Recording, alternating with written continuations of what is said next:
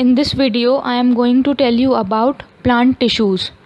Tissues are a group of cells which are similar in shape, structure and function. The classification of plant tissues are mainly based on the two important criteria: on the basis of the part of plants and on the basis of the types of cells. Plant tissues are broadly categorized into three tissue systems.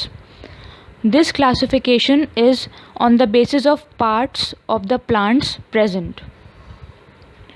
First, epidermis tissues, cells formed from the outermost surface of the leaves. Vascular tissues, they are involved in transporting fluid and nutrients internally. Ground tissues, they are involved in producing nutrients by photosynthesis and in preserving nutrients.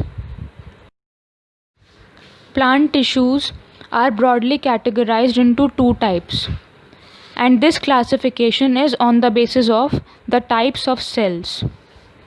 They are meristematic tissues and permanent tissues. Meristematic tissue, it is the plant tissue that has the ability to divide actively throughout its life. Meristematic tissue are a group of young cells which consists of actively dividing cells, and they help in increasing the length and thickness of the plant. Meristematic tissues contain living cells with varied shapes. They possess a large nucleus. The cells have no intercellular space. The zone where these cells exist is known as meristem. The cells of the meristematic tissue divide actively to form specialized structures such as buds of leaves and flowers, tips of roots and shoots. There are three main types of meristematic tissues depending on the occurrence of the tissue in the plant body. You can also see the position of these meristematic tissues in the given figure. Apical meristem, which is located at the top of the plant. Intercalary meristem below the apical meristem, and lateral meristem is towards the ground.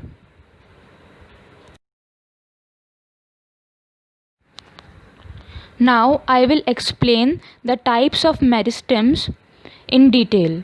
The first one is apical meristem. These are present at the tips of the roots and shoots.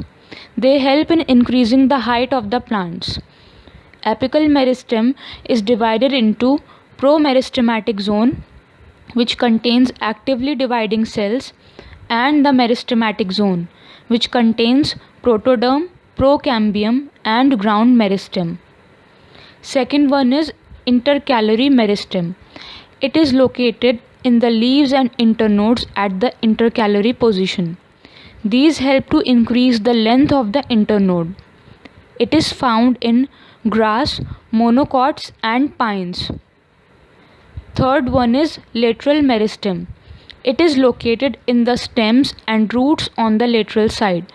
It increases the thickness of the plant. Vascular cambium and cork cambium are the two lateral meristems. You have already seen the position of these three types of meristems in the previous slide.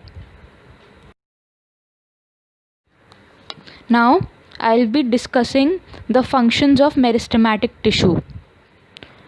It is responsible for the growth of the new organs of the plant. It is involved in the movement of water and nutrition within the plants. These tissues are responsible for both primary and secondary growth of the plant. It is the outermost tissue, and it functions by providing protection from mechanical injury. It gives rise to epidermis layer, cortex, endodermis, ground tissue and vascular tissue. That's all for this topic. Thank you.